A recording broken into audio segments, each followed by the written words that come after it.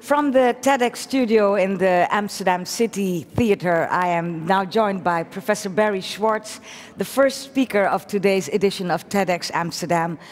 Welcome, Mr. Schwartz. You are a very popular speaker at TEDx events, but today you kind of switched on us. You chose a different theme.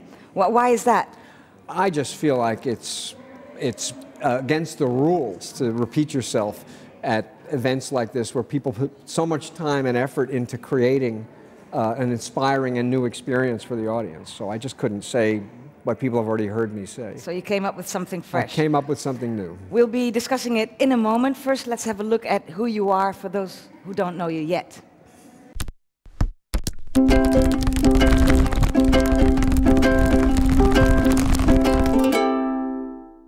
Professor Barry Schwartz spoke for the first time at TED 5 years ago. I'm going to talk to you about some stuff that's in this book of mine. According to him, more choice doesn't give us more freedom, but more stress and dissatisfaction. You know, I want a pair of jeans, here's my size, and the shopkeeper said, do you want slim fit, easy fit, relaxed fit? You want button fly or zipper fly? You want stone washed or acid washed? Do you want them distressed? Do you want boot cut? Do you want tapered? Blah, blah, blah, on and on. He went, my jaw dropped, and after I recovered, I said, I want the kind that used to be the only kind. His story was an instant success. Millions of people watched it. Just like his second talk at TED, about the overwhelming number of rules that stop us from thinking for ourselves. Don't get me wrong, we need rules. Jazz musicians need some notes. Most of them need some notes on the page. We need more rules for the bankers, God knows. Back for the third time, opening TEDx Amsterdam. Technology that works we have to grapple with. Technology that doesn't work just vanishes into the ether. But idea technology can have profound effects on us, even when the ideas are false. So, Professor Schwartz, you were very successful with your previous TED Talks about choices and rules. As you were telling me, you changed the subject today, and you told us why. So what could you tell me the premise of your idea technology, the one that you spoke of this morning? Certainly. The central idea behind it is that we have enormous confidence in science and in the notion that science corrects its mistakes. So scientists generate hypotheses, they test them, the ones that are confirmed become part of our understanding of how the world works, the ones that are not confirmed disappear. And so we think science is our tool for understanding ourselves and the world. And what I wanted to suggest is that in the social sciences, you can have hypotheses that are not true, but they will nonetheless have an enormous impact on how people live their lives if people think they're true. So can you give me an example of that? Well, I gave two examples in the talk. One was economists have told us that the only reason anyone ever works is for pay. It's all about incentives, it's all about rewards. And what I suggested is that, I mean, everyone in the audience knew that that's not true, since it's not true of any of the people who are sitting in the audience. But imagine a world where everyone works at a factory, doing the same thing over and over again, day after day, week after week, and year after year. People who have work like that probably are working only for pay because there's nothing else to work for. You've taken away their opportunity to be innovative, to use their discretion, to be thoughtful, to take pride in what they do. They're just part of a machine. So if that's the world people live in, then of course it becomes true that the only reason people work is for pay. Yeah. But not because that's the nature of people. But could it be the nature of the people who do that kind of work? I don't think so. No? I think it's the nature of the work. I think anybody who does that kind of work will be turned into a person that the economists think is the way we all are. So why would somebody do that kind of work if it has that kind of effect? Well, first of all, I'm not sure that people know that it has that kind of effect. And second of all, people do have to earn a living to take care of their families. And that was the only work that was available to the great masses of people in the early days and not so early days of industrialization in the West. I mean, what else could you do? If you weren't college educated, you went to work in a factory. That's what you did. Right. So now that we've moved on in time and we have more choices, do you think that somebody who does a 9 to 5, as you describe, could by himself or herself make that switch into something that it depends on whether the work you do gives you the opportunity. The last TED Talk I gave about wisdom is all about how it's important to give people discretion and give people the opportunity to bend the rules and to deviate from the rules if they think the situation calls for it. If you're working in an office and basically all you're doing is following a script, it's no different from working in a factory. The only reason you're there is to get paid. Yes. Office work doesn't have to be that way, but I think because we are driven by three things: the desire to be efficient, the desire for managers to have control over the people they manage. That's an important one, Very I think. important. Yes. And this assumption that people wouldn't work unless they were getting paid. So what difference does it make what the work is like? Right. Those three assumptions lead people to create workplaces that dumb down the people who are working in them. And it's working. So who is benefiting? Who says it's working? Well, they're doing the work, aren't they? And they're not doing complaining. the work, but are they doing the work as well as they might do the work? Without any real care and concern in the product of the work they do? Don't you think the work would be better if people actually invested themselves in it than it is if all they're doing is putting in time? Well, it would, but apparently they don't know that things could be better, or they would be doing things better. That's my point. The thing about ideology is that if it becomes pervasive, if everyone in society embraces it, people stop being aware that there's an alternative. Right.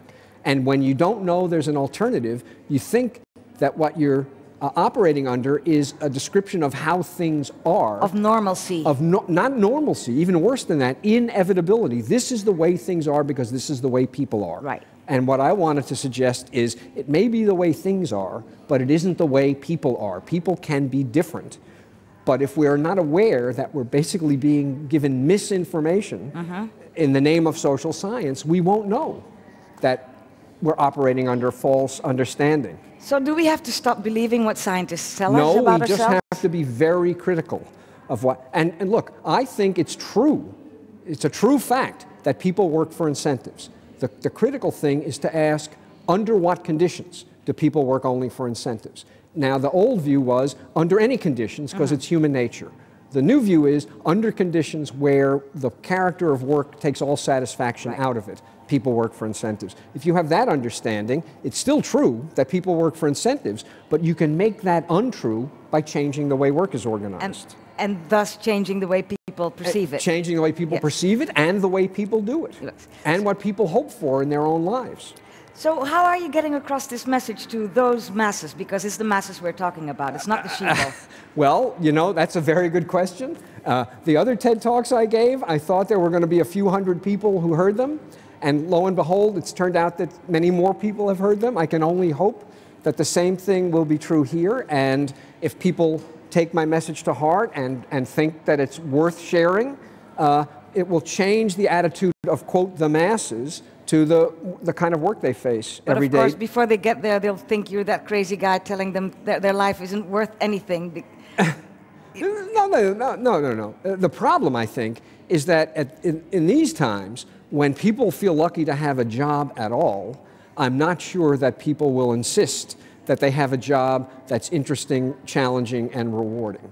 All I want is a paycheck, right? Maybe when the incredible financial pressure eases off, as no doubt eventually it will, people will start asking for more out of their daily work than just a paycheck. That's my hope, anyway. And then what will happen? Because then they'll have to fight with the powers that be that are keeping them in their place. Well, I think one of the great things is that once you get an entering wedge, people who do work they're engaged in do better work. Yes. So they become more efficient, more creative, more productive. The products are better. So once you break this mindset on the part of managers, you may well get managers to open up the workplace because there's no sacrifice. If you let people use their intelligence, the end result is better for them and it's better for the company. Yeah. But first you need the entering wedge. You need to break down the ideology that says you can't trust the rank and file, you have to control them, you have to manipulate them with their wages. Right. So that's, it will take some change of mind in the managers section That's of correct. life. Yes. Now in the high-tech world, people obviously know this. You know, Google isn't, people aren't punching a clock when they work at Google or places like Google. But the assumption is, well, their workforce is the special people. They're incredibly smart, they're incredibly creative. Clever, yes. The only reason they do this work is that they want every day to be different from the day before. Now, it's true of those people, but it isn't only true of those people, and we have underappreciated how it might be true of all people. Of all people. How long do you think it will take us to get there where you're telling us we should be? I expect that I will be fertilizer. Fertilizer. Fertilizer yes. for flowers before we get there. Yeah. I hope my grandchildren will live in a world. So that's 20, 30 years from now. Well, the oldest one is now 12. Let's say a generation from now. Okay. So in between, from now till then, could you give us 3 tips on how to be more conscious in life, how to understand ourselves a bit better? In general, or in just general. as a?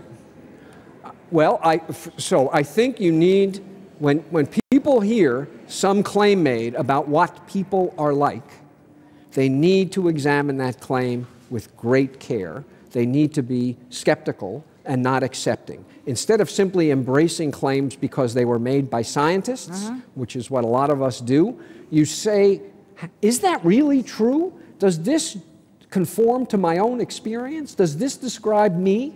And if you think critically about some of these scientific claims about what people are like, I think you will discover that they are not worth accepting and embracing. So, you know, read and think about descriptions of you with a critical eye, not an accepting eye. And this is hard because we are so bombarded these days with information that our temptation is just to take everything in and assume that somebody who knows more than we do said it, so it must be true. And that's really a huge, huge So you're telling us mistake. to have some guts and stand up for ourselves. And be intellectually aggressive. Yes. Think. Don't just accept. Right. Thank you very much. Thank you. I would like to ask you, as you were the first speaker today, who are you looking forward to here at TEDx Amsterdam today? Well, I was really interested in hearing the speaker who followed me. Right, Ezra El-Shafei. Ezra, right, because the thing that most inspires me about TED in general is seeing really young people get inspired to change the world instead of being made cynical. You know, and cynicism is sort of the default attitude. Nothing can be made better. So here's a handful of people, maybe a big handful, who don't think that's true. They think the world can be made better. They come to places like TED, they get support, they inspire the audience, and this is where the future lies. And the other thing that inspires me is old people, people my age, who have sort of done their thing and been successful and decided that, you know, there's more to life than just being successful. How can I take my talent and experience and have an impact on the world going forward? So I draw particular inspiration from the young and from the decrepit old. The decrepit old. Well, unfortunately, you missed Ezra El-Shafei. I did, because but we I'll are watch now the talking. video. You'll watch the video. It will be online forever. Yes. Thank you so very much Thank for you being very with much. us, My Professor pleasure. Barry Schwartz. Thank Thank you you very much.